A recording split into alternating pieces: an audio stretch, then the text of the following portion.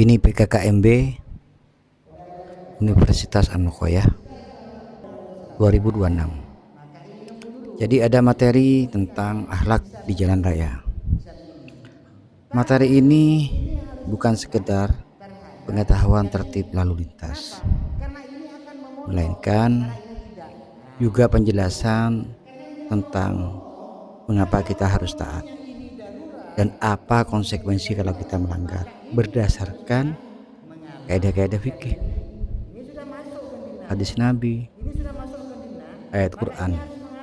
Karena dengan demikian kita bisa menjelaskan kepada mahasiswa dan kepada masyarakat umum yang selama ini sering menganggap bahwa kehidupan kita atau muamalah kita di jalan raya itu sekuler banget.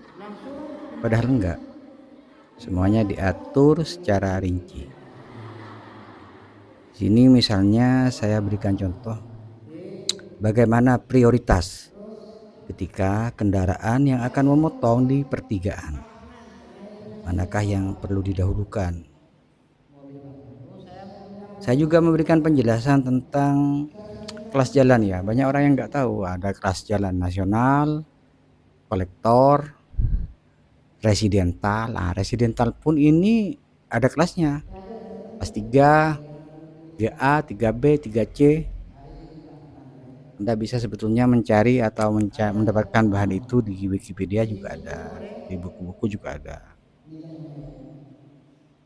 Jadi sebetulnya pengetahuan tentang muamalah kita di jalan raya itu menurut saya sih wajib disampaikan kepada terutama mahasiswa semester 1 karena mereka berada di usia pertama untuk memperoleh SIM.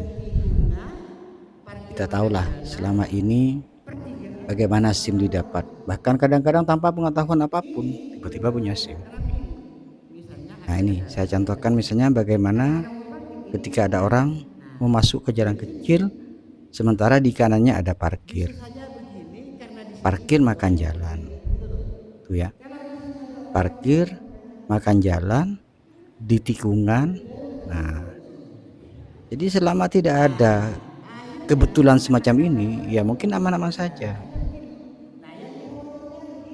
Nah itu mobil yang parkir di tikungan akan menjadi masalah ketika ada 3 kendaraan sekaligus yang beraktivitas di situ. Ini saya ambil contoh lokasi memang di dekat pondok.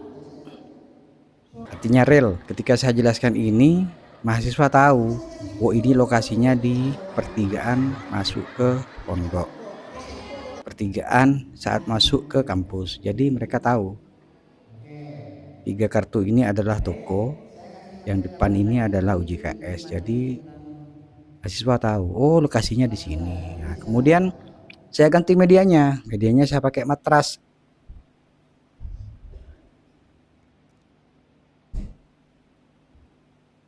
Nah ini saya berikan contoh misalnya di perempatan yang menggunakan lampu merah.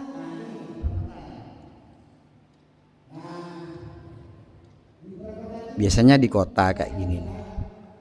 Desa mah nggak ada kayak gitu, jarang. Ya saya menggunakan matras, kemudian digambar menggunakan cat pensil, cat spidol cat ya. Ini direkam pakai kamera, kemudian diproyeksikan ke Videotron. Jadi para peserta mahasiswa itu bisa melihat semuanya. Nah, bagaimana kita itu biasanya di perempatan sering menemukan orang yang tetap belok kiri meskipun rambu-rambu atau apil tidak memperkenankannya. Beberapa kali kecelakaan lalu lintas itu terjadi di tempat-tempat seperti ini. Itu saya contohkan perempatan di kota Sumeneb. Nah, jadi ada orang yang belok kanan dan tiba-tiba ada kendaraan dari lawan arah. Ini saya contohkan di jalan tol. Jadi medianya ganti jalan tol. Ada 2 jalur, 4 lajur. Jalur A, jalur B, ada 4 lajurnya. Saya menjelaskan tentang fungsi bahu jalan. Situ. Ini banyak kejadian orang sedang parkir karena mogok ditabrak dari belakang. Kenapa? Karena bahu jalannya yang diambil. Udah berkali-kali kejadiannya tetap saja diulang dan segala macam. Nah, itu saya contohkan ada kendaraan yang mogok. Jadi sering terjadi begitu.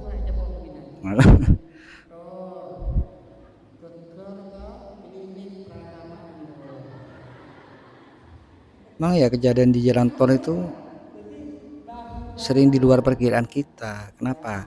Karena kita terlalu asik jalan ngebut, jalan lurus, tidak ada rintangan berarti.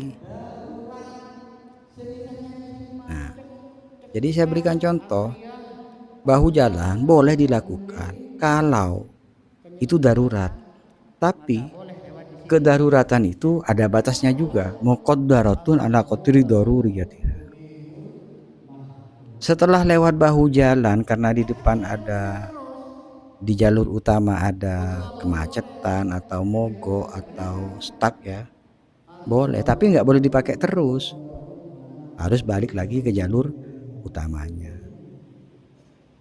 Di sini saya berikan penjelasan tentang yang mengadopsi dari kaidah-kaidah usul fiqh, meskipun itu tidak semuanya masuk, tapi setidaknya bisa dimengerti oleh mahasiswa bahwa muamalah kita di jalan raya itu ada aturannya. Sama dengan ketika kita di rumah, di sekolah, di lingkungan masyarakat, dan di tempat-tempat yang lain. Jadi itu yang saya jelaskan kepada mahasiswa agar mereka itu punya pengetahuan tentang muamalah yang harus kita terapkan di jalan raya.